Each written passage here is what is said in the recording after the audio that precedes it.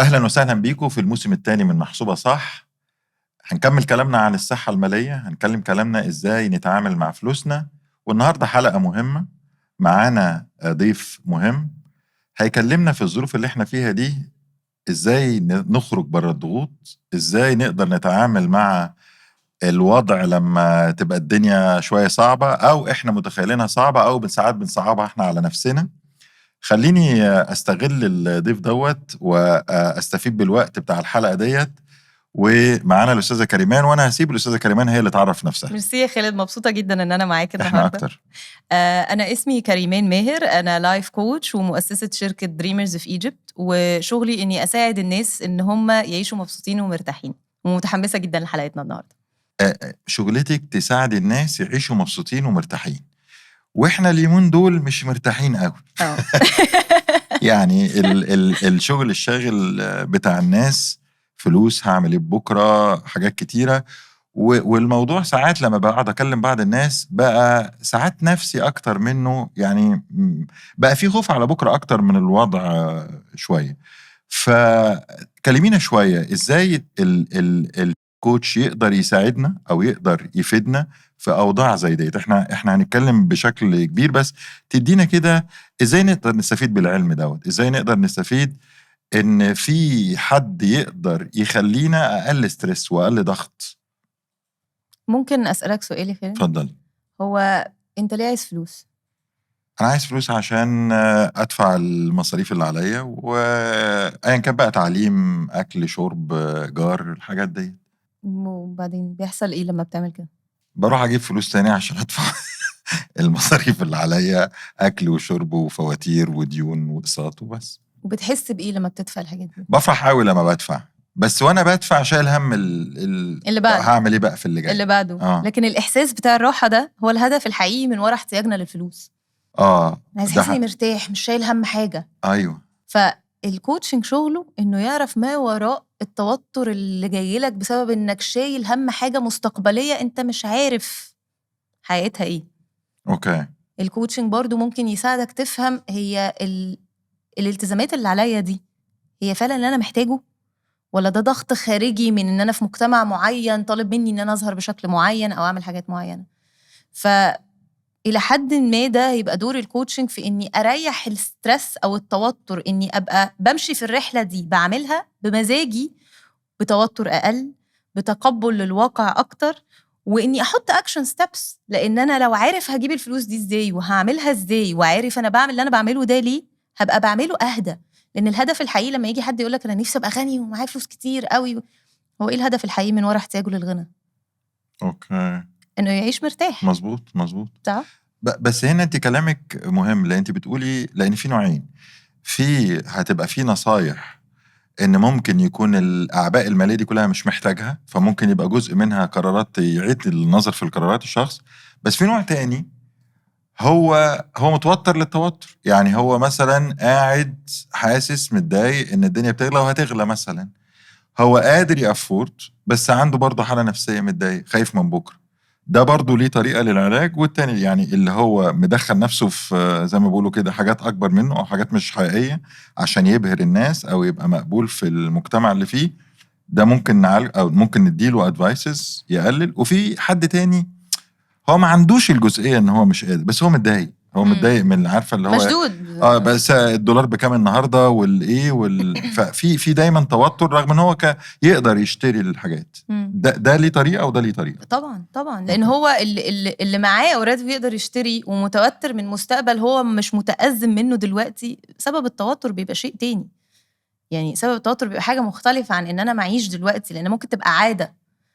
من العادات على فكره اللي احنا بنعملها في مجتمعنا حته الشكوى. احنا شكايين، يعني احنا بنحب لما تحصل حاجه عشان نقعد نشتكي ان حصل كذا، مع ان انا لو رجعت خدت خطوه لورا وبصيت لحياتي الاقي نفسي اللي هو على فكره انا تمام، يعني انا تمام. ولو انا متعاطف مع غيري اللي مش عارف يبقى تمام، فممكن اعمل حاجه في اتجاه ده، فهقلل من التوتر اللي انا حاسس بيه بدون داعي، لان انا حياتي ما تاثرتش. اوكي. هو كلامك مظبوط، لان ساعات الواحد بيبقى متوتر بس عشان هو يعني انت قلتي حاجه مهمه، احنا بنعوز الفلوس ليه؟ فاول حاجه اللي انا فهمته من كلامك ان الفلوس اداه في الاول وفي الاخر، هي مش كل حاجه بنعمل بيها حاجه. زي حقيقي. كده مثلا انا عايز اجيب شاكوش عشان اعمل مسمار في الحيط عشان اركب اللوحه، حقيقي. فالشاكوش ده اداه. جايز اركب اللوحه بدون الدوت او بس هو اداه في الاخر، مش هدف في حد ذاته. مهم. تمام كده، بس الهدف ان انا اركب اللوحه. حقيقي. فلما نيجي نشوف ان الاسترس في بعض الاحيان مش مبرر، لو انا كانت الاداه اللي معايا اللي هي الفلوس دلوقتي جابت لي الحاجه بس باغلى شويه، بس جابت لي الحاجه، فهل انت رايك او من ضمن نصائحك مفيش داعي توترني حتى لو كانت اغلى شويه؟ هي دي حقيقة. وبعدين هقول لك على حاجة، حتى دي معروفة في فيلد الكرييتيفز، يقول لك تعرف الكرييتيف القوي منين؟ اللي يبقى معاه اقل بادجت، لانه بيجو بيوند اللي احنا متعودين عليه في العادي. يعني انت لو مطلوب منك تعمل حاجه فيري كرييتيف ومعاك الفلوس والبادجت اللي تخليك تعملها، اذا انت عملت فكره حلوه بس كان معاك اللي يخليك تحققها. الكرييتيف القوي هو اللي تديله بادجت قليله جدا ويطلع بحاجه. وفي ارتست فنانين كتيره قوي بدون ذكر اسماء، يعني لما تيجي تخش تتفرج على الفن بتاعهم تلاقي الفن 5 جنيه لزق الموزة على الحيطة خلاص. اوكي. يعني هو سوليتيب ريموتي لزق الموزة على الحيطة يعني اوكي. هي فن، هي بجد كانت حاجة فيري ارتستيك وكان ليه رسالة من وراها. بس ازاي اخد ده بقى، اخد الاكزامبل ده على المثل بتاع اللي هو الفلوس. انا الفلوس دلوقتي حاجة غليت وانا بادجتي قل فور ريزون ولا نظر، اعمل ايه بقى؟ يعني اقعد بقى التم واندب والوم الناس؟ اكيد هبقى متضايق ومتغاظ، وكنت ممكن اجيب الفلوس دي حاجات اكتر. ايه اللي هنقدر ننصحه او ازاي نقدر نستخدم المثال ده ان انا في الاول في الاخر يبقى عندي صحة مالية كويس وكمان نفسية، لان ده بيأثر على نفسيتي. طبعا هو بيأثر. هي الفكرة كلها ان الموضوع كله نفسي اساسا. يعني احتياجي للفلوس هو لان احنا بني ادمين، ده البرنامج اللي نازل، البرنامج اللي متسطب بيه طول عمرنا، ان انا محتاج اللي يخليني عايش في امان. ومفهومنا عن الفلوس دلوقتي هي الامان. معايا فلوس اذا انا في امان. فانا دايما معايا فلوس النهارده وبكره، انا محتاجه امن الاثنين. لو معايا النهارده شويه بس هبقى قلقان بكره. يا سلام بقى لو عندي عيله واسره، وده انا مش بامني بس، انا بامني وبامن ولادي بقى، فانا لازم ابقى، فانا على طول ستريس ان ده دوري. وكمان الرجاله تضربهم في 10 لان هو شايف ان ده دوره. فكمان احساسه بالستريس بيبقى اعلى من العادي.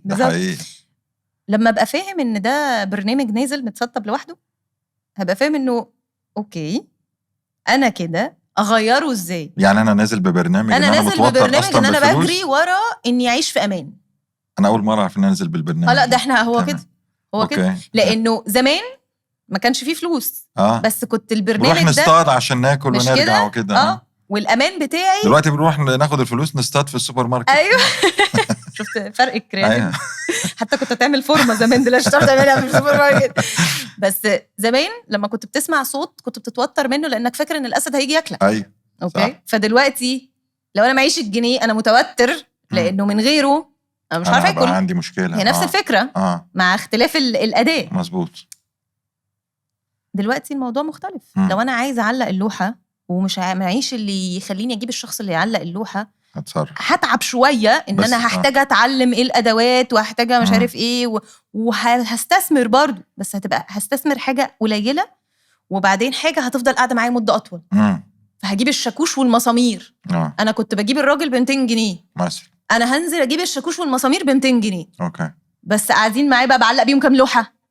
بقى خلاص بقى بقيت انا اللي بعملها. اوكي. فهي المايند سيت ده، فكره ان انا اخرج من انه على فكره هي ملهاش حل غير الفلوس. لا، I could go creative. انا لو انا معيش فلوس اروح اودي ولادي في البلينج اريا اللي بندفع فيها ارقام خزعبليه، هاخدهم في جنينه الكومباوند اللي اختي ساكنه فيه وننزل نتمشى ونجري ورا الكلب عادي جدا.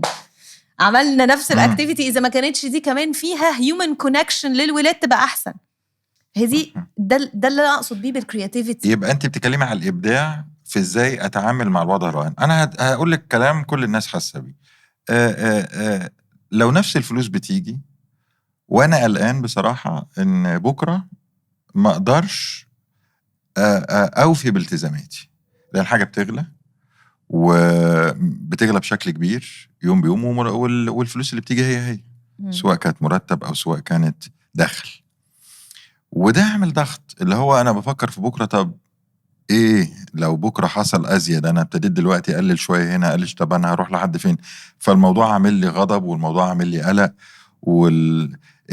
وناس كتير كده دلوقتي بتفكر بالشكل ده. دي ليها حل، اللي هي غير ان ممكن تنصح الاتش ار عندي يديني فلوس زياده شويه ولا حاجه كان نفسي والله. فممكن يحل لنا المشكله دي بقى يحل لنا بدل كلنا اي حاجه. المشكله ده اتش ار. فليها حل ان انا نفسي يبقى بعالج الامر ده في عقلي بشكل يخلي الاسترس عليا اقل. طبعا هي ليها حلول، ومنها زي ما قلت لك يا خالد الكرياتيفيتي، ان انا ابقى كرياتيف في الحلول اللي ممكن الاقيها، وليها كذا محور بقى. اول حاجه ان انا ممكن اقلل من اللي انا بصرفه، ابقى فاهم اصلا هو احتياجي للحاجه دي حقيقي ولا ده ضغط خارجي عليا ان انا محتاجه ابقى بجيب الحاجات دي او بعمل الحاجات دي. ان انا ممكن ابقى مبدع في انا اصلا اعرف اجيب ايه، لان احنا ساعات بنتاخد في الدنيا يقول لك خلاص هو شغلي يبقى انا ما بعملش غير ده. طب ليه؟ انا ممكن يبقى عندي مهارات تانية اقدر استخدمها في حاجه تانية ان بارالل تبقى بتدخل لي انكم تاني ان بارالل وانا مش واخد بالي. بس انا هقول لك على حاجه، انا في الاول حاسس بغضب، حاسس ان انا ماليش ذنب، فانا في مرحله ان انا بنكر ده ليه، عارفه اللي هو ليه يحصل فيا كده. انا ما عملتش حاجه غلط عشان الحاجه تغلى عليا، فده هيأثر عليا فضلت في المود ده كتير انا وغيري اللي طبعًا. هو طبعًا. ده في حاجه حصلت غلط وانا ماليش ذنب فيها، فانا مش قادر افكر في ابداع بقى، انا بفكر الوم مين. صح. ده بيأثر ده الطبيعي جدا اصلا كبني ادمين. احنا لازم اي تغيير بيبقى امبوزد علينا من بره لازم نخش كده في سايكل، ان انا ببتدي في الاول في حاله شوك ايه اللي حصل ده، وبعدين حاله جريف، وافضل انزل هو عامل زي حرف اليو كده، بفضل انا بسميها الزحليقه يعني، بفضل انزل لحد ما بوصل لديبريشن تحت خالص. ده ديبريشن خلاص. انا مش انا بحس ان انا هيلبلس، مفيش حاجه في ايدي اعملها، مش عايز افكر في علاج وهضيع وخلاص. انا تحت خلاص، احنا ضعنا والموضوع باظ وهي باظت وده كل تفكيري. فما فيش ابداع لسه هنا خالص. المنطقه دي مش بتاعت ابداع، المنطقه دي خالص. المنطقه دي اللي هي منطقه اللي هي اللوم. انا قعدت تحت بقى، أنا قعدت وربعت وخلاص. احنا كده رحنا خلاص، جبنا ضلف خلاص. والمنطقه دي في ناس للأسف لما بتقع فيها بتفضل واقعة فيها وبتبقى محتاجة علاج نفسي، وده طبعا مش دوري، ده دور مثلا الثيرابي والطبيب النفسي، لأن دي هنا بقى خلاص هو كده قاعد في الاكتئاب طب ده بقى عشان لما يجي حد يكلمه يقول له طيب اوكي انت عندك 2 اوبشن، يا اما هتروح في الطريق ده، يا اما على فكرة عايز تلوم تفضل تلوم على طول، بس في الاول في الاخر مش هيفيد بأي حاجة. السؤال الصح هنا مهم، لما اجي بقى في الوقت ده اسال السؤال الصح. أيوة. لان اعتقد السؤال الصح اهم من الاجابه. بالظبط. مظبوط. السؤال الصح هو دايما بيبقى سولوشن اورينتد. السؤال الصح دايما بركز على الحل، هحلها ازاي. أيوة. انا في مشكله، تمام، فبتحمل انا المسؤوليه، باجي انا سوق تاني، برجع عجله القياده ليا. بالظبط. فبنطلع بقى من حرف اليو، يبتدي يطلع الجدار الاخير اللي انا نزلت تحت، ببتدي اطلع لفوق تاني، اطلع لفوق تاني. دي اولها الاكسبيرمنت، ان انا ببتدي بقى بما انه امر واقع، فاحنا دلوقتي محتاجين نلاقي حلول. خلاص بقى مش عارفه ادفع، انا محتاجه الاقي حل. يا هتسجن. يعني كنت متعود مثلا اطلب دليفري ولا حاجه واخرج مرتين، خليهم مره مش بقى كل مره يا جماعه كده اقول منه لله اللي كان السبب، والجو ده مالفيش فيه بقى. خلاص انا هعيش الواقع، لان انا اللي بسوق حياتي وانا المسؤول عليها، مفيش اي حد مسؤول عنها غيري. وعلى فكره احنا عملناها يعني. احنا طبعا مش قصدي حاجه يعني، بس احنا جيل زعلان يعني. مش قصدي حاجه يعني خالد، والله لا احنا مبسوطين. انتوا اتبسطتوا زمان انتوا زعلانين معانا دلوقتي فلا احنا عملناها. احنا كان في فتره في حياتنا لما بنخرج مع صحابنا بنروح نقعد في ريستورانت ونروح ومش عارف ايه. في فتره اخر 2-3 لا بقينا بنتجمع في بيوت صحابنا. مظبوط. انا ما عنديش استعداد ان انا كل اسبوع لو هقابل صحابي هنزل هدفع المبلغ ده. واعتقد دي بتحصل في العالم كله يعني. ما فيش منطقه في العالم ما بيحصلش فيها أزمات وما بيحصل فيها أدابتيشن. طبعا.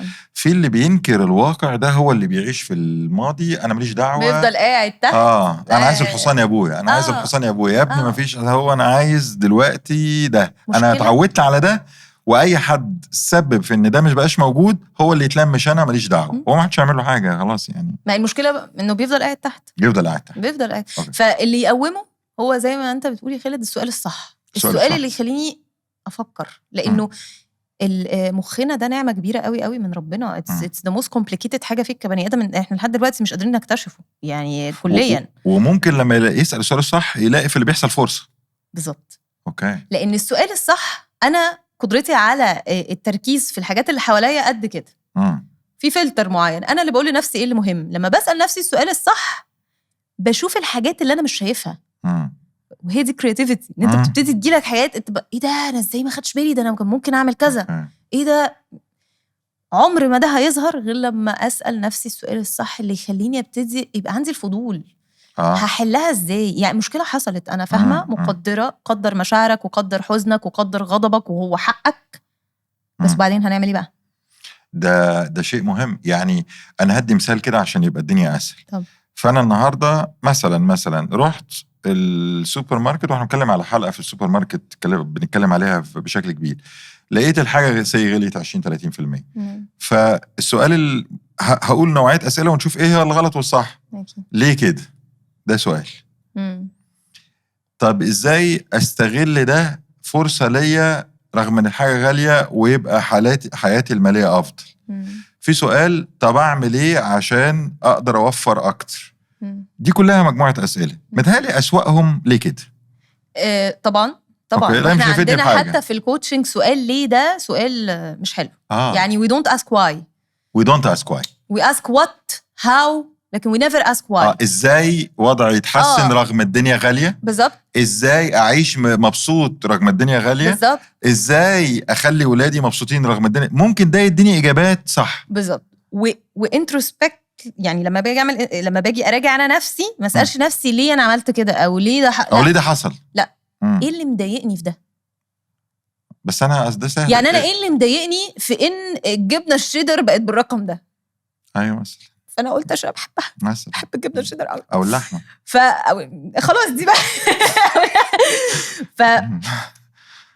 الحلول بقى المبتكره، احنا النيوتريشن دلوقتي بيقول لك ما تاكلش جبنه على فكره. فانا اخدها بقى، فانا بقى الصراحه قلت ايه، طب ما على فكره هي مش مفيده قوي ليا، فبدل ما انا باكلها كل يوم. بس بامانه هقول لك على حاجه. الابروتش ده بيحتاج منك ان انت تبقى مصدقه. يعني ما ينفعش تبقى يعني انا دلوقتي وانا بقوله للناس اصلا هيبقوا بيضحكوا عليا، اللي هو ايه الهبل ده، طول عمري بحب الجبنه وعايزه اكل الجبنه، ما تمنعينيش منها. مظبوط. فالابروتش مش فكرته اني امنعك من الحاجه اللي انت عايزها. مظبوط. يعني انت شوف، انت بتقول اللحمه مش عارف ايه، لا يعني عادي ممكن ما اكلش لحمه كل يوم، بس رحت الاسبوع اللي فات جبت جمبري عادي، يعني مع انه طب ما اجيب لحمه ارخص. مظبوط. يعني لا، هجيب لنفسي اللي انا عايزه. بس المنتاليتي الاستهلاكيه بتاعت انه كل يوم ابقى بعمل the maximum that I want، that مش عارف ايه، ده ماشي، ما عنديش مشكله. روح اتعلم المهارات اللي تخليك تدخل الانكم اللي يخليك كل يوم تعمل الماكسيمم اللي انت عايزه. I don't mind. فممكن يبقى السؤال الصح رغم الغلو ده كله، اسال سؤال، ازاي دخلي يتضاعف عشان الاسعار اتضاعفت عشان اقدر اعيش في نفس المستوى اللي انا عايشه. اذا كله معتمد على رد فعلي، واسال السؤال الصح لنفسي لما يحصل حاجه انا مش مبسوط منها، بالذات في حته الفلوس. الاقوى بقى كمان في ازاي دخلي يتضاعف، لان سؤال ازاي دخلي يتضاعف انا معتمد على الدخل، فدايما برضو هقوم رميها برايا. اني هسال ايه الشركه اللي ممكن تديني ده، اني هسال ايه السؤال الاقوى ازاي انا ابرينج تو ذا تيبل، او يبقى عندي الحاجه اللي تخليهم يجيبوني عشان يدوني رقم. الفاليو ازاي ازوده بالظبط. ازاي يبقى عندنا القيمه اللي تخليني اخد رقم زي ده. اوكي. فده ممكن يبقى محتاج مني ايه كده بقت في ايدي. يعني انا بقى هنا بقى مش بلوم الدنيا، ده انا محتاج اتعلم السكيلز دي او المهاره دي. انا فتبقى هنا بقى الازمه اتحولت فرصه. بالظبط كده، بقيت سولوشن اورينتد، وبقى الموضوع في ايدك. انا اللي متحكم فيه. واحنا عايشين في احلى عصر في الدنيا. اي حاجه انت عايز تتعلمها اتس كليك اواي. اي حاجه عايز تتعلمها اتس كليك اواي. بس في الاخر كفيل كوتش هتيجي تقولي لي عايز تبقى بتقعد تلوم وتعمل، انت حر. هتسيبيني بقى تقولي لي انت حر، انت ده اوبشن عندك، وانت حر. وعلى فكره انت مع الملايين، مفيش مشكله خالص. بس لو ده هيجيب لك نتيجه اهلا وسهلا بيك. يعني ده لو ممكن قعدت كده تبقى متضايق كتير، فكان انت طول الوقت بتاكل كل يوم 3 كيلو لحمه، فهيجي يفضل ده خلاص، يبقى ده حل حلو، كمل. وده مش هيحصل. انا بالنسبه لي دوري ككوتش ان انا اعمل اللي مريحك. لو اللي مريحك ان انت تعمل كده اعمل كده، ما عنديش مشكله خالص. انا لا، بس انت هتخليني اللي يريحني رغم ان هو مش هيجيب نتيجه تريحني بعد كده. ماليش دعوه. لانه طول ما انت مش شايف النتيجه اللي مش مريحاك دي، اذا انت لسه ما وصلتش معايا الليفل الوعي اللي احنا هنروح فيه هناك. اول ما انت تشوف انه doing this مش مريحني and it's usually in there، يعني هو اصلا محدش بيجي لي غير ان هو ايه، في حاجه كده. فاول ما تشوفها هنعرف نبوش فورد. الناس عندها استعداد تعمل كل اللي تقدر عليه عشان تتجنب الألم. فإحساس إن أنا مش هقدر أدفع اللي عليا، أو إحساس إن أنا مش قادر أجيب الجبنة اللي أنا بحبها، بتوجع، بتضايق. الأنتيدوت يعني العلاج لده هو ان انا افهم هو انا اصلا ليه عايز الجبنه دي. هل انا عشان اتعودت عليها يعني فخلاص بقت موجوده؟ في ناس والله العظيم دلوقتي بتاكل حاجات اصلا هي ما بتحبهاش. او ليه عايز الخروجه دي، متعود اخرج. ليه عايز الخروجه دي؟ وليه متعود ان انا مثلا اسافر السفريه دي. والله لما بيرجعوا يقعدوا مع نفسهم قاعده يلاقوا ما على فكره عادي يعني ما عملتش اي ارتياح ولا حاجه. يروح البيت يلاقي مراته عامله نفس الاكل كل يوم عشان هي شايفه ان احنا المفروض ناكل الاكل اللي هو اصلا ما بيحبوش. طب ما احنا بنصرف كل ده ليه؟ ما هو ممكن يعني اعملي على قد اللي بيحبوه وانا باكل حاجه يعني قصدي في حلول مبتكره كتير بس جوه. انت ممكن نكتشف اكتشافات معينه. لا ده انت اكيد هتكتشف. يعني ممكن ناخد يعني ممكن لو انا مثلا الاقي نفسي، لو انا مثلا متعود ان انا اصرف مثلا، احب اخرج كتير مثلا، اوكي، فانا متضايق ان انا ممكن ما بقتش اعرف اخرج كتير عشان الفلوس والحاجات دي كلها، ولحد ما دخلي يزيد فانا متضايق شويه. ممكن دي يكون ليها علاج جوايا او حاجه. يعني انا عشتها، انا مش يعني قد يبدو ان انا بتكلم، انا عشتها. انا يعني انا دلوقتي مثلا داخله في السنه ما خرجتش يعني ما روحتش قعدت. طب وازاي عالجتيها دي يعني؟ ومش متضايقه خالص، بجيب الكيس الفشار اللي ب 30 جنيه واعمله في البيت واقعد افتح فيلم لذيذ جدا وفي قمه سعادتي يعني عادي جدا. واللي يضحكك ان انا لما خرجت ما اتبسطتش بعد ما اتعودت على كيس الفشار. بالظبط اتعودت على كيس الفشار وان انا فيري ريلاكس. فجاه لقيت نفسي ايه ده، انا قاعده في مكان وقاعده بجامتي وفشاري وصحابي تعالوا اقعدوا معايا في الصاله يعني عارف يعني ممكن قصدك احنا ممكن نكون بنعمل حاجات بس عشان نتماشى مع المجتمع واصحابنا وبتاع فبنقلد عشان اتعودنا عليه.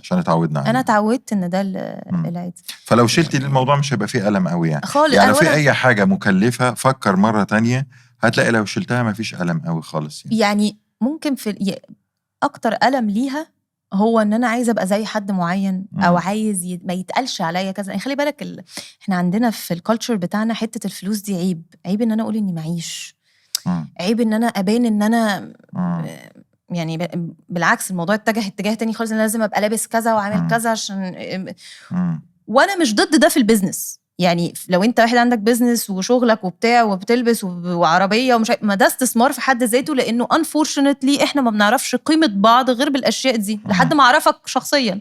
ففي البيزنس I don't mind، لكن ان يبقى ده جاي على حياتي نفسها اللي انا عايشها، فانا لازم افهم ايه السورس اوف بين، الوجع جاي منين. ان انا مش عايز ولادي يعيشوا عيشه انا عشتها مثلا فانا حاسس بألم. بس على فكره عايزه اقول لك على حاجه، ان التربيه اللي انت عايز تربيها لاولادك لو ما عاشوش عيشه زي اللي انت عشتها هتشوف رياكشن منهم مختلف. زي الناس اللي بتقعد تعمل كل حاجه لاولادها ولما يكبروا تلاقيهم غير مسؤولين بالمره ويقعد يقول لك ايه ده يا ابني وانت ما بتشتغلش. ما هو متعود ان هو معلقه ذهب في بقه من ساعه ما اتولد، عشان انت بتحاول تعالج حاجه قديمه عندك انت عشتها مش عايزه ان هو يعيشها. بس ربنا يدي الناس طبعا طولة العمر، لكن انت مش قايد له على طول. فبالتالي لما يرجع بقى هو يقف في الكوكب لوحده هيبقى مهزوز جدا، تعبان جدا، وهيبقى زعلان جدا. يعني دي ناس انا شفتها بقى اللي هو ليه يا ابويا ما علمتنيش ازاي اصرف، ليه يا ابويا ما علمتنيش كذا، ما حصنتوش او ما خليتوش في الحته دي قوي، ما اديتوش ما سبتوش. sometimes بتحتاج ترميه في البحر عشان الكرياتيفيتي او عشان الابداع اللي بقولك عليه ده، انه تسيبه يعرف ازاي يجيب قرشه فيبقى عنده المهارة دي. ففي ناس بقى قوية قوي قوي في المهارة دي، انه حتى لو معيش فلوس دلوقتي انا عارف هجيبها ازاي، فبيبتدي يتحرك towards ده. وده سؤال مهم، وده هياخدنا لحته تانية. انا كنت بسألك لو انا ده على فكرة يعني مش اصعب حاجة، واحد بيجي له مرتب والحاجة غلت شوية على الاقل لسه عنده فلوس. بس في حد تاني بسبب ازمات قفلوا الشركة اللي هو فيها وقالوا له معلش احنا مش عايزين. ده الاسترس بتاعه عنيف جدا طبعا. أوكي. وبرضو زي ما انت قلتي احنا طول الوقت بنتجنب الألم. بس لما بيجي الألم بقى خلاص ازاي نتعايش مع وضع صعب؟ وجزء من اعتقد الحل هيكون كل ما نكون اهدى مش ستريس ممكن نوصل لحلول. ازاي نقدر نساعد ناس حصلت لهم الجزئية دي وبقى عنده خلاص بقاش في دخل خالص وساب شغله؟ هل التجارب دي ممكن تتقبل عادي وممكن تبقى منها ليرنينج، وممكن برضه ممكن دي تبقى فرصة؟ طبعا لأنه أي ألم هو فرصة للنمو. هو ربنا أصلا بيجيب لنا الألم. بس ده ألم عنيف قوي يعني قوي قوي قوي قوي قوي مش قادرة أتخيله يعني، وبيبقى ليفل ستريس عالي جدا. أول خطوة هو إن أنا أشوف التوتر ده، يعني أشوف الستريس ده انت متخيلة موجود. واحد ولاده في مدرسة معينة ومتعودين بقى لايف، هو مش الحاجه غليت عليه، ده هو هو مبقاش فيه كات اوف بخ فجأة بقى. بخ. شفتي ناس بخ. عدت بالمرحله دي طبعا كانوا انا عادي؟ شخصيا عديت بالمرحله دي. اوكي. يعني انا شخصيا في حياتي، عشان انا مبسوطه قوي ان انا في البودكاست ده، عشان انا هبقى بتكلم من قلبي ومن حياتي قوي، وهي دي اللي انا عشتها. يعني فانا شخصيا جوزي بيشتغل على بروجكت عنده، واحنا خلاص قعدنا احنا الاثنين شغالين، انا بشتغل على البروجكت بتاعي، هو بيشتغل على البروجكت بتاعه، واتحطينا في سيتويشن ان مفيش ريجولر انكم، الامان الشهري اللي احنا كنا عايشين فيه ده ما بقاش موجود. بس كان في حاجه تانية، في حلم وفي طموح وفي مشاعر حلوه وفي اسره. يعني احنا بيتنا احنا، فاحنا مع بعض. فحصل زي ممكن يكون انا السيتويشن بتاعي مختلف، انه ما كانش امبوزد، كان بمزاجي. التغيير لما يبقى امبوزد عليك هو اللي بيحصل فيه الايه، الزحليقه دي. لكن هو كان بمزاجي، لانه كنا وصلنا لمرحله انه لا، احنا مش عايزين نعمل اللي احنا بنعمله ده. احنا عايزين نعيش زي الناس كده اللي بتلم حاجاتها وتطلع تعيش في الغردقه وتبتدي حياه من اول وجديد في الغردقه عادي جدا. واللايف ستايل اتغير، وطبعا كل حاجه اتغيرت، اللايف ستايل اتغير، الدخل طريقته نفسها اتغيرت. انا شخصيا اللايف ستايل بتاعي اتغير. انا بقول لك انا بقالي سنه ما بخرجش. وده ما عملش ستريس؟ ما هو عشان في حاجه تانية، خلي بالك. في حاجه تانية بتملى روحي، في حاجه تانية. انا رجعت للاوريجين يا خالد. وانا اصلا بجيب الفلوس ليه؟ اوكي. مش عشان ابقى مرتاحه. اوكي. فابتديت ادور على هو انا ايه اللي بيريحني. لو انا بيتي اهلي وان احنا نبقى قاعدين مع بعض، لو هنتلم على الترابيزه بناكل جبنه وعيش، انا مبسوطه. لان هو ده السعاده بالنسبه لي. هو مش السعاده ان انا باكل لحمه على فكره خالص. وعارف بقى لما اكل اللحمه كل اسبوع مره ببقى في قمه سعادتي. وده كان بالنسبه لي. يعني زمان كنت بشوف مشهد كده، الناس البسيطه، الأسرة اللي قاعدة مع بعضها، ولما تيجي الفرخة وكله بيجري عليها، والسعادة الرهيبة اللي هم فيها ديسبايت قمة البساطة، وديسبايت إنه الدنيا صعبة. دي نوع مشاعر مختلف قوي. بس انتي قلتي كلام مهم، ودي يفسر برضه الفلوس مش كل حاجة، والناس بتزعل قوي من الموضوع ده. الفلوس جزء من الحياة، بتخلي الحياة ساعات أسهل، خليها أجمل. بس انتي قلتي احنا قدرنا نعمل ده لأن في عيلة وفي وقلتي حاجة كمان مهمة، ان الوجع جزء من الحياة. فلو الناس قبلته هتقدر تعيشه. فلو حصل اي دروب، لو دي اخرة الدنيا، خلاص بتسأل السؤال الغلط وقعدنا ليه ده حصل، هنروح لحتة اوحش. بالظبط. بس انا محتاج، يعني هما في هنا نقطتين مهمين قوي. اول حاجة ان انا اتقبل ان ده حصل. ايوه. فهبتدي ابص على سولوشنز. الناس بتفضل في حتة التقبل دي وقت طويل قوي، بتتعب، بتقعد. عشان الكلام يبقى واضح، التقبل معناه ان انا مش هقعد اقول ليه حصل ده، وانا اقول اوكي اكيد ربنا رايد حاجه معينه الحمد لله، فده نوع من التقبل. خلاص انا ابتديت اقبل ان واحس اكيد مشاعري. يعني احس مشاعري، يعني ما اتضايقش ان انا متضايق، ما اتعصبش ان انا غضبان. هو انا ليه زعلان يعني؟ يعني لو انا زعلت ما اتضايقش عادي. لا، ما انت بني ادم عندك دم، يعني هفرح هتعرقص يعني اكيد. طبعا اتعاطف مع نفسي. انا زعلان، ايوه. بعد كده اعمل ايه بقى؟ انا زعلان دلوقتي وغضبان ان انا هعمل كده في ولادي، مثلا ان انا هضطر اخرجهم من المدرسه دي واديهم من المدرسه دي. طب ما انا هقعد مع ولادي، ابتدي بقى بعديها اشوف الحلول اللي هو، ومش الحلول بطريقه يا لهوي هنعمل ايه يلا الحقونا، لا لا لا لا لا. الحلول اللي بجد فيها انا محتاج ايه. خلي بالك ربنا بيبعت لنا القلم عشان اتعلم درس ياخدني خطوه لقدام. اقوى بيزنسز اتعملت كانت باديه بحاجه زي كده، ان انا اتحطيت في كورنر مفيش اي طريقه اخرج بيها غير الطريقه دي. يعني لو بتفرج على البرامج بتاعت رواد الاعمال دلوقتي، تلاقي المستثمر بيساله يقول له هو انت البروجكت اللي انت عملته ده سبت شغلك عشان تعمله؟ اللي بيقول له لا انا لسه بشتغل، ما بيبقوش مبسوطين بيه قوي، لانه عارفين انه مش كوميتد، عارفين انه عنده باك اب بلان. الشخص اللي ما عندوش حل تاني غير ان هو يلاقي حل، هو ده اكتر شخص بيبقى مبدع وبيلاقي ما وراء العادي اللي احنا متعودين عليه انه امان. فاحنا ماشيين وراه كده ومش فاهمين.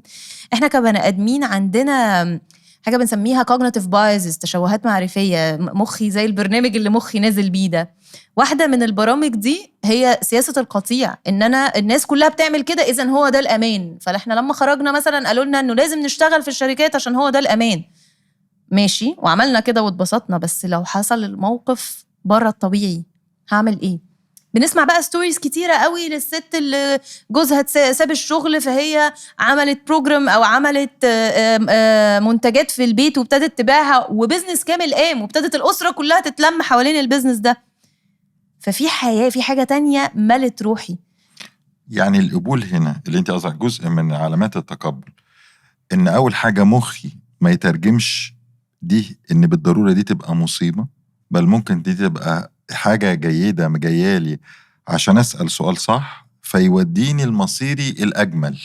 فهي جيرني مش نهاية مطاف لأي حاجة. ده بناء على رد فعلا، مش بناء عليها هي. يعني احنا بنبص للحدث، انا سبت شغلي، او انا ما فيش فلوس، او انا حصل كذا كذا. الوصف ده ممكن ما يبقاش هو كل حاجة. انا اللي هديله معنى بقى، يا المعنى يبقى سيء يا المعنى يبقى جيد. ده الجيد يبقى ده قبول. بالظبط. تحفة يا خالد، انت قلتها بيرفكتلي. هي الفكرة كلها واستخدامي للكلمات. يعني هي مصيبة ولا هي فرصة؟ في ناس على فكرة بيبقى نفسها تعمل مشروع وفي دماغها أفكار هايلة، بس عشان هي بتسعى للأمان، عشان احنا دايما بنسعى ان احنا نتجنب الألم أكتر ما نسعى تجاه الفرصة وتجاه ان احنا نعيش حاجة أفضل، مش قادرة مثلا تسيب شغلها عشان تعمل المشروع.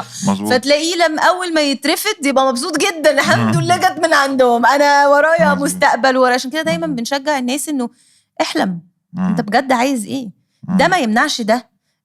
واحدة من التشهدات المعرفية عندنا انه يا ابيض يا اسود، يا كده يا كده. لا، ده ما يمنعش ده. اكتر ناس مرتاحة، انا بشتغل مع مديرين كتير قوي، اكتر مديرين مرتاحين في حياتهم اللي عندهم كذا حاجة في حياتهم. عندهم شغل البروفيشنال، عندهم حاجة هم شغوفين تجاهها بيتعلموها ومش مستنين منها هدف، هم بس بيحبوها. وعندهم هوايات وعندهم اهتمامات كتيرة، ويعني بيملى روحه بحاجات كتيرة قوي.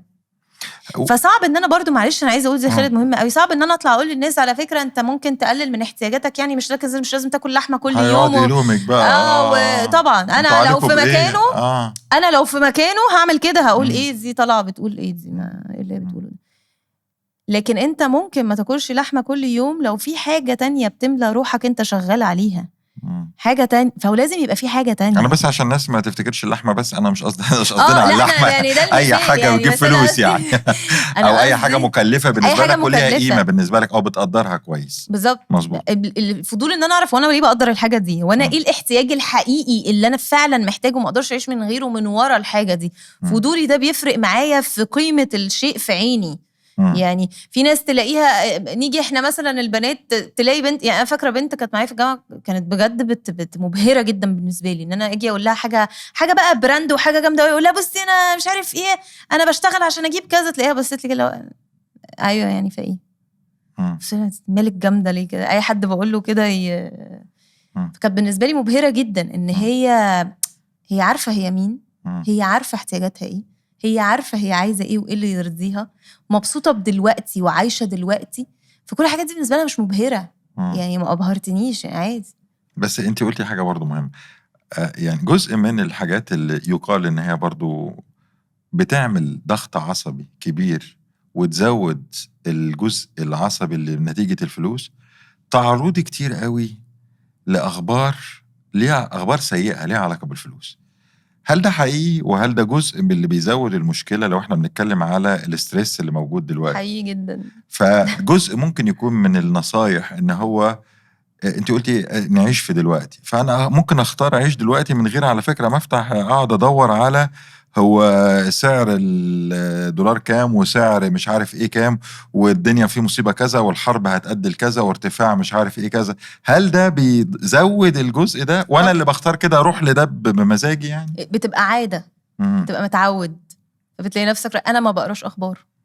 بس ده بيزود الضغط طبعا بيزود طبعا، لان انا بعمل ايه، انا بحط ايه في الفلتر، كل الحاجات المقلقه، فدماغي بتعمل ايه، بتشوف نتائج كل الحاجات المقلقه، فبتبتدي تخلق مستقبل مقلق، فطبيعي مشاعري جسمي كله تحول لايه، فايت اور فلايت مود اون. انا قاعد متربص مستني الاسد جاي امتى. يعني مش هيحصل حاجه لو انا اتفرجت على فيلم اسماعيل ياسين، يعني عادي جدا، يعني الدنيا مش هتتغير او انا كده مثلا مش هوقف عجله الدنيا ولا حاجه. دي الناس الرايقه الحلوه اللي احنا بنحب نقعد معاهم، اللي هو تخش تلاقي الدنيا بتخرب بره بتتحرق يا حبيبي دلوقتي تعالى نسمع عبد الحليم. هو ده عايش في دلوقتي اللي اختاره بالظبط، هو عايش في اللحظه الحلوه دلوقتي. اللي هي ملهاش هتعمل بيها حاجة، الفلوس موجودة أو مش موجودة. هي دلوقتي أنا عايش وعندي الاحتياجات، يعني قدرت أعيش بمية وي والأكل اللي كان موجود وأنا في أمان خلاص. ده الحياة اللي أنا خلقتها، أو الحياة اللي أنا قدرت أساعد نفسي أعيش فيها في اللحظة. ده اسمه المقصود بالعيش في دلوقتي. ممكن أعيش في دلوقتي يا إما أعرض نفسي لكل ما هو سيء واسمع بقى حد يقول لي شفت انا رحت امبارح اشتري كان الجهاز ده الاسبوع اللي فات بقى غلي، بقى غلي الضعف، يا ريتنا، والاقي كل الحوارات شغاله على ده، يتعب الاعصاب جدا. اما انا عشت كده على فكره، يعني انا كنت بجيب الاكل باكس اماونت، فكنت تمام مبسوطه. بعدين دلوقتي بقى باكسات كتيره قوي، فبقيت مش مبسوطه، بس بلاقي حلول تانية. بس انت، انا هنا لما اجي ده واقع خلاص انا هعالجه لما اعرفه. انا بتكلم بقى هنا بقى ازاي، هل انا ممكن لما يجي حد الاقي الحديث عن القصه دي، من الجيد ان انا ابعد عنها نفسي عنه، من الجيد ان انا اغير المواضيع. هلاقي اللي قاعد مع الناس قاعدوا يتكلموا في الموضوع ده، من الجيد جدا انك تعمل لقيت كده. نفسي بقى بيجي لي هبوط، يعني فاهمه اللي هو ايه، كله كلام على فرص ضايعه، كله كلام على بكره شكله مش حلو. طب ما تيجي نفكر في ممكن نعمل ايه؟ ما تيجي نفكر انا ممكن اتعلم ايه يدخلي دخل اكتر، انا ممكن اعمل ايه ان باراليل يشغلني احسن. بس الفيصل برضو هرجع يا خالد كل مرة أخبط في الحتة دي. الفيصل إن أنا أبقى عارف أنا مين، وأنا بجد حقيقي عايز إيه، واشتغل واخد خطوات تجاه اللي أنا بحبه واللي أنا عايزه. لأنه ما ينفعش تاخد مني الفلوس وأنا أصلا مش عارفني، فأنت بتاخد مني روحي، فالموضوع انتهى. فالكلام اللي كريمان بتقوله ده أي كلام. طب بس ده مهم، دي مش واقعية. فمهم ده هو ده الأساس، يعني اللي يخلي كريمان كل ده عرض بالظبط، اللي يخلي أنا أعرف أنا مين، فأنا غيرك بالظبط. فبالتالي أنا بحدد اللي بيحصل بناء أنا عايز إيه من الفلوس ومن الدنيا والحاجات دي كلها، وبفاليو إيه أكتر من التاني، بالزبط. إيه الحاجات اللي ليها قيمة عندي أكتر من التاني بالزبط. فرد فعلي لنفس المشكلة ممكن يختلف من بني آدم للتاني. جدا مصبوط؟ جدا جدا. دايما عندك حلول، بس تعالى خد الكيس بتاعت مثلا الشاب السنجل اللي مفيش أسرة، اللي مش عارف إيه. هو بالنسبة له مثلا ممكن يبقى أهم حاجة بالنسبة له لا إنه يتعرف على ناس جديدة، فهو محتاج معلش يصرف في لبسه ويصرف في شكله ويصرف في مش عارف إيه، فهو احتاجه للفلوس مختلف. فهو لا مش هياكل عيش وجبنه زي كريمان خالص، ومش يعني مش هيبقى عايز يعمل كده، وبالنسبه له انت بتاخد منه روحه لو عملت حاجه زي دي. واللي عنده ولاد في مدارس وعايز يدفع لهم، اللي عنده ولاد في مدارس لو ما قدرش يدفع لو فلوس ما قدرش يدفع فلوس المدارس، دي من الحاجات اللي بالنسبه لي انا فيري فايتال، وحاجه من الحاجات اللي انا ممكن اكل عيش وجبنه بس مش قادره اقلل من مدرسه ولادي، لانه احساسي ان ولادي انا كده باجي عليهم هم. ففي حاجات، هو الفكره لما انا اعرفني هبقى بعرف ايه المهم بالنسبه لي، ايه اللي اقدر انا اتخلى عنه، وايه اللي اقدر ان انا اجو ثرو فيه. لكن انا يا خالد بملى روحي من ناحيه تانية. ازاي؟ شغلي ورسالتي وان انا في سايكولوجيك، في احتياج نفسي كده احنا محتاجينه قوي، ان انا احس ان انا اللي مختاره انا بعمل ايه. ودي حاجه ناس كتيره قوي مننا مش عاملاها. دي اللي تخلي اي حاجه ليها علاقه بالفلوس ممكن تقل شويه، تقل جامد. لانه الرغبه في الانجاز، في معنى الشغل اللي في معنى مش في انجاز، لان الانجاز بيجي امتى؟ اخر مره عملت حاجه انت عايزها اتبسطت بيها قد ايه؟ شهر، مظبوط. شهرين، 3 لحظية بيروح بالظبط. لكن في معنى، فانا ممكن استثمر في معنى يخليني ما بقاش مهتم بالفلوس. بس انا هبقى واقعي شويه عشان الناس تسمع. يا ريت. في ناس كتير تقول لك معنى ايه ده، انا بروح الشغل صاحي اصلا غصب عني، وبروح بالزبط. عشان اكل عيش وارجع. بالظبط. يعني معنى ايه اللي انا والعيش بعمله؟ كمان ده انا اصلا ده انا بفرح قوي بالويك اند لما بتيجي. وخلي بالك هقول لك على حاجه بقى كمان، والعيش ده انت زهقان منه ومتضايق منه وهتفضل متضايق منه على فكره. هو انت متخيل ان لو مرتبك زاد هتتبسط؟ لا، انت دخلت الهامستر ويل حضرتك. مرتبك هيزيد، احتياجاتك هتزيد مش احتياجاتك هتزيد، انت يعني التسويق مبهدلنا. هتحس ان انت استحقاقك هيزيد، فبالتالي هتبقى عايز اكتر، وهتفضل بتلف. وفي ناس تصحى وهي عندها 60-70 سنة تقول ايه ده، وانا عشت فين، وانا حياتي كانت فين؟ بجري ورا المادة فوريفر، ما فيش وعلى فكرة هي بتوجع. على فكرة الموضوع مش سهل، خلي بالك، هو بيوجع جدا. احساس ان انا مش عارفة اجيب اللي انا عايزه ده بيوجع جدا، وعشان كده مش كل الناس بتعرف تحقق اللي هي بجد نفسها تحققه. بس انت قلتي كلام مهم. يعني انا ممكن هنا بقى لما تحصل، لو انا مش حابب الشغل وبروح غصب عني وباجي والحاجات دي كلها، ساعتها بقى المال بقى اعرض بقى قصه ان انا بجيب همي في الفلوس اللي هي قلت او الحاجه غليت، وممكن تكون المشكله عندي هي اعمق. بالظبط. ان اصلا انا مش مبسوط بالشغل هي ده دي اصلا. الحقيقه اصلا عشان تبقى عارف يعني. هي دي الحقيقه. المشكله عندك اعمق، المشكله مش مشكله فلوس. طب ما ممكن نفولو بقى حب ما تعمل حتى تعمل. هل الكلام ده بس والله. على ما تحب ما تعمل لازم تبقى بتلاقي حاجه بتاكل منها عيش. أوكي. يعني على اعمل ما تحب حتى تحب ما تعمل. أيوة. فانا عشان اعمل ما احب ده لسه ما عنديش فيه المهاره، فمش هلاقي فلوس. فلو انا عندي الستوك اللي يخليني اعمل ما احب لحد ما يوصل لمهاره تجيب لي فلوس، خير وبركه. مش عندي ما سيبش شغلي طبعا. ما سيبش شغلي. بس هقول لك على حاجه بقى، هبقى رايح شغلي مبسوط. عارف ليه؟ عشان في حاجه تانية انا قاعد مستنيها مستقبليه قلبي فيها. أيوة. فهبقى بعمل ده بقلب، لان ده هيديني الفلوس، فهيبقى المصدر اللي هيخليني اشغل اللي انا بحبه.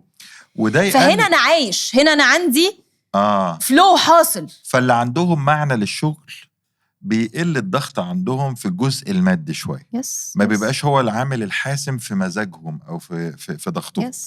لان بقت الفلوس جزء، سواء بقى قلت زادت، الحاجه غليت قلت. فبالتالي الحياه ما هي زي ما انت قلتي كده، في عيله، في ريليشن شيب، وفي فلوس. اوكي. فدي كلها وفي صحه. كل ده عوامل غنى زي ما بيقولوا. بالظبط. لما في عامل ما ينفعش يبقى عامل منهم بس اللي هو كل المحور ويعمل الضغط العنيف جدا، واللي بعض الناس بقت ممكن توصل تروح لدكتور وتاخد علاج عشان الجزء المادي. لازم نكبر شوية اللي انت قلتي عليه، الجزء المنظورنا للحياة. ما ينفعش يبقى دي بس اللي بيبقى هو ده الضاغط علينا. وعلى فكرة حتى في الكوربريت دلوقتي النيو ايرا، زمان يقول لك reward enhances performance، ان اللي بديك جايزة ولا لما بديك يعني حاجة بتزود الأداء. دلوقتي لا، it's purpose enhances performance، ان انا في معنى من ورا اللي انا بعمله ده. يعني انا مش انا محل بيبيع نظارات، لو انا شايف نفسي محل بيبيع نظارات هبقى رايح مش طايق نفسي. لكن لو انا شايف نفسي ان انا ممكن في اختياري للنظارات ده اختار نظارة تلبسها بنت مش واثقة من نفسها فتاخد اكشن في حاجة ترجع لها ثقتها في نفسها، لا انا مش محل نظارات. لا انت بتعمل امباكت بقى، بتعمل حاجة مش كده جدا. مظبوط. يعني وهو احنا كلنا محتاجين ان احنا نامباكت شخص واحد في حياتنا. مظبوط. والمعنى ده انا اللي بختاره على فكرة. فانا اقدر اشوف بيوند ده. لكن عشان اشوف بيوند ده محتاجة اغطس جوه. محتاجة اغطس جوه واعرفني وافهمني وافهم ده جاي منين واحتياجي لده جاي منين. لان ممكن احتياجي لده جاي من نقص عندي في الطفولة، فهو مسبب لي ألم، فانا بحاول اتجنب ألم، بس انا لما اشيله الاقي نفسي ما تألمتش. مظبوط. فاللي هو ايه ده؟ طب تمام. او انا عايش حلو جدا جدا جدا، فلازم افضل عايش زي ما كنت، عشان معنى ان انا معيش زي ما كنت ده ألم، بس اجي اشيله الاقي نفسي يا لهوي ده انا طول عمري اصلا ما بحبش اللحم. انا كنت باكلها عشان انا متعود عليها من وانا صغير، وشايف ان انا المفروض اكل لحم. طول عمري واحد مثلا هو براند اورينتد او بيحب يشتري البراندات الغاليه والحاجات دي كلها، وفجاه لما لقى الدنيا عادي مش عايز، لا عادي هو كويس وهو انف، هو كفايه، وان هو ما فيش، ولسه ريسبكت والاحترام الناس بتعمل. فساعات بنبقى اتاتشد بحاجه او متمسكين بحاجه مش حقيقيه. بس ده ياخدنا لحته مهمه جدا، واعتقد الناس كلها محتاجه كوتشنج فيها. اعتقد ناس واحنا كنا بنتكلم في حلقه ما زي ما بنقول الشوبينج ده، اللي هو الكونسامشن او طريقتنا في الاستهلاك. هل احنا استهلاكنا ليه علاقه؟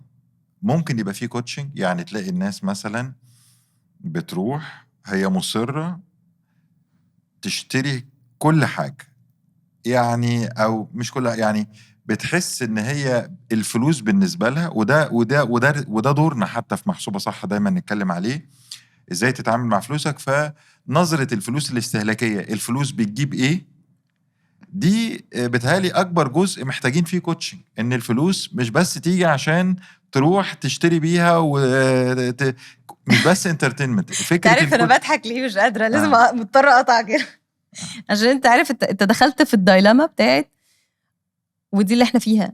احنا الشوبينج بالنسبه لنا بقى ثيرابي.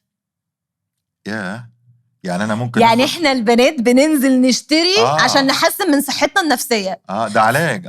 بدل ما اروح الصيدليه اوكي اخد دواء ولا حاجه، بروح انا بروح احسن من صحتي النفسيه بالشوبينج. فانا بروح الشغل الصبح اتعب نفسي نفسيا عشان اخد الفلوس، اتعالج في انزل اضيعها اتعالج بيها. لا بجد انا مش بهرج، بجد انا it's sad. بس ده علاج مكلف قوي. It's very sad. It's very very very sad. عشان كده هي مش بس كوتشنج بقى بيساعد في ده الثيرابي كمان بيساعد في ده، لانه طبعا ناتج عن احتياجي اني انا محتاجه مشاعر حلوه دلوقتي عشان انا تعبانه نفسيا. والماركتير شغالين زي الحلاوه عشان يوديك او يديك الشعور ده. انا بجيب المشاعر الحلوه منين؟ لما تشتري دي هتبقى احلى، لما انت تستحقي تشتري دي. ثانك يو. انت هتحسي براحه جدا وهتبقي مقبوله، واحتمال تلاقي شريك حياتك اللي بتدوري عليه وكل الحاجات دي كلها، والراجل ذا سيم يعني نفس القصه يعني. طبعا فده ده احنا ساعات بنروح نعمل شوبينج بجنون وندين، بندفع ساعات بنستخدم ادوات دين غير اللي بيجي لنا عشان ثيرابي، عشان نتعالج، كانه ده علاج لحاله ما.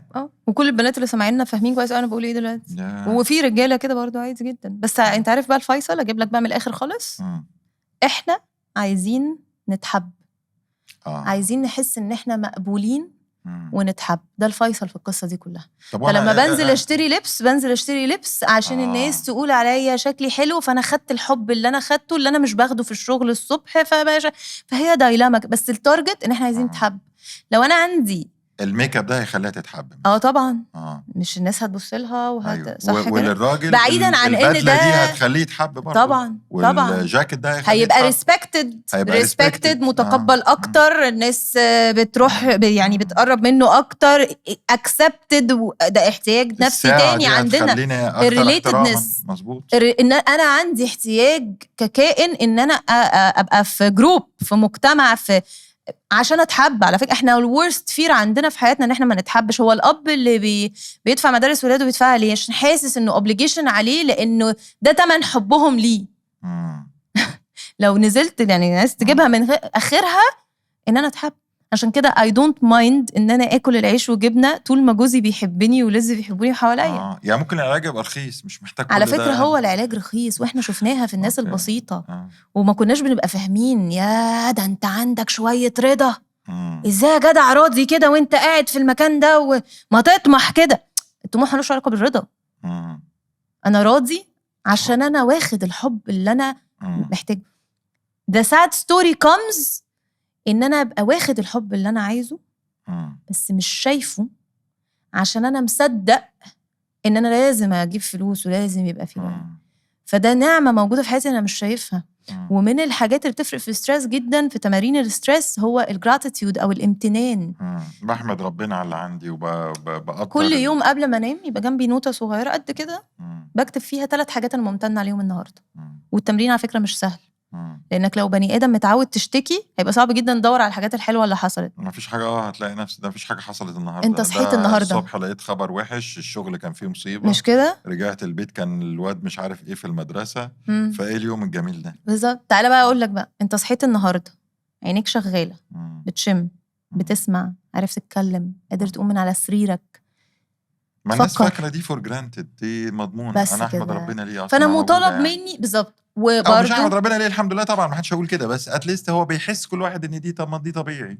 هو ممكن الناس ما شافتش حد ما عندوش النعمه دي، او مش لازم يشوفوا حد ما عندوش. انا عايزاك بس تتخيل نفسك ان انت النهارده صحيت في المستشفى. تعالى بقى وريني الفلوس اللي انت شويه صداع بتخلي الواحد يقول تعالى بقى تعالى وريني بقى بس في نقطه تانية برضو مهمه قوي نتكلم فيها. الصحه، وحته انه انا دلوقتي لو معيش فلوس ومحتاجه اتعالج اعمل ايه. دي نقطه مثلا من الفيرز بتاعتي، اللي هو هعمل ايه. يعني انا دلوقتي انتربرنور، عندي شركتي، انا مش متامن عليا، انا دلوقتي محتاجه اتعالج، هجيب الفلوس دي منين؟ انا يعني باكل عيش وجبنه عادي وفخوره جدا وحابه ان دي قصتي ومبسوطه بيها جدا، بس هعمل ايه بقى لو محتاجه اتعالج دلوقتي؟ I have no idea. فاللي انا بعمله بقى دلوقتي، الحته بقى اللي انت بقى اجيب لك بقى الستريس بتاعي انا ككريمين بقى، بعمل ايه بقى؟ ابتديت اخد بالي من صحتي بقى، اخد بالي من اكلي. طب يعني خليتيها فرصه بصراحه. افويد ان انا بصراحه يعني انا بوريك المايند سيت يعني لما انت بتتمرن. مظبوط. لما بتمرن مخك بيجيب. هل انا ضامنه ده؟ لا طبعا. خلي بالك في نقطه مهمه قوي نسينا نتكلم عنها. اليقين ان ربنا سبحانه وتعالى مش هيسيبك ابدا. انا كنت لسه هتكلم في النقطه دي مهمه قوي قوي قوي. ان انا دايما بحس ان جزء من الراحه النفسيه ان الاستسلام. لان لا اللي معاه فلوس ولا اللي معهوش فلوس جارنتي ان لما يعيا هيتعالج بفلوسه، صح. ولا اللي معهوش فلوس لما يعيا مش ضامن ان هو معهوش فلوس فمش هيتعالج. يعني قصه الاستسلام دي احنا ساعات بندي نفسنا قيمه اكبر بكتير قوي او بنضخم أوي. احنا في خالق موهومين للكون ده اكبر بكتير من كل التراتيب. احنا موهومين ان احنا مسيطرين. ايوه بالظبط. احنا صباح الفل انا اللي بسوق يعني أيوة. مفيش انت اللي فاحنا بتسوق، أنا موهومين ان انا عشان انا بروح الشغل كل يوم هذا معناه كذا. احنا موهومين، ده وهم، ده مش حقيقه خالص. ناس بتقولك خليك واقعي، لا دول احنا ده كل ده بالظبط. وهم. انا ما اعرفش بكره فيه. بس كل اللي عليا ان انا اسعى. أيوة. جزء من السعي هو اني ادور على حلول وابتكر، لان ربنا ما ادانيش ده صدفه.